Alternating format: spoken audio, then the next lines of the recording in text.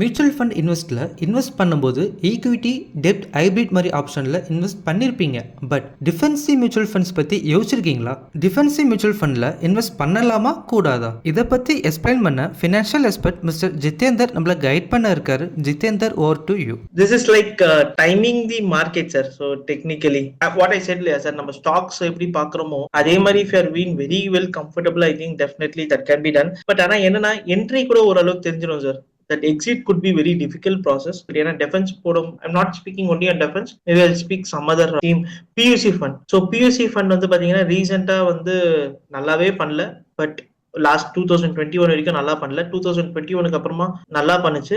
But still இப்போ வந்து எப்படி இருக்குன்னு பார்க்கும்போது கொஞ்சம் ஜாஸ்தியா இருக்கு valuation wise. So I don't say sir இந்த மாதிரி போகணுமான்றது I will not say or I will not recommend personally. ஏன்னா இதுல நம்ம நிறைய பாசிட்டிவ் ஆக்குறத விட நெகட்டிவ் ஆக்க சான்சஸ் ஜாஸ்தியா இருக்கு. எடுக்கலாமான்னு எனக்கு ஆஸ் இன்வெஸ்ட்மெண்ட் ஆங்கிளா பார்த்தா இல்ல sir. But if you want to have that எக்ஸ்ட்ரானா then you can try with a very minimum copy. Okay, maybe I'll add a point here. Yes sir.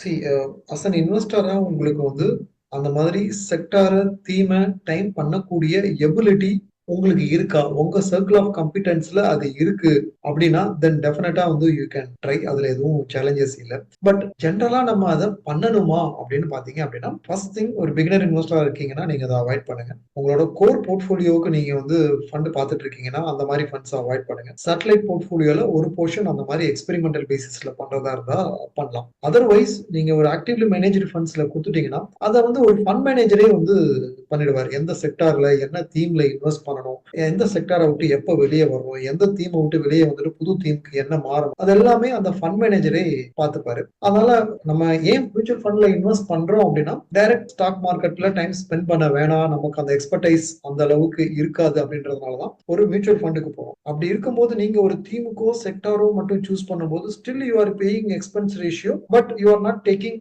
100% advantage of the fund manager அப்படின்றது என்னுடைய point of. அதனால அந்த sector selection and sector rotation, theme selection, theme rotation அதெல்லாம் அந்த fund மேனேஜரே பார்த்துக்கிட்டுன்னு விட்டுறது வந்து நமக்கு long டேர்ம்ல பெனிஃபிஷியலா இருக்கும். டைமும் சேவ் ஆகும். நம்ம கேரியர்ல ஃபோக்கஸ் பண்ண முடியும். உங்களுக்கு இந்த டாபிக்லையோ ஆர் வேற ஏதாவது இன்வெஸ்ட்மெண்ட் டாபிக்லையோ டவுட் இருந்தால் எங்கள் ஃபினான்ஷியல் எக்ஸ்பர்ட் கூட டைரக்ட் அப்பாயின்மெண்ட் புக் பண்ணிக்கலாம்.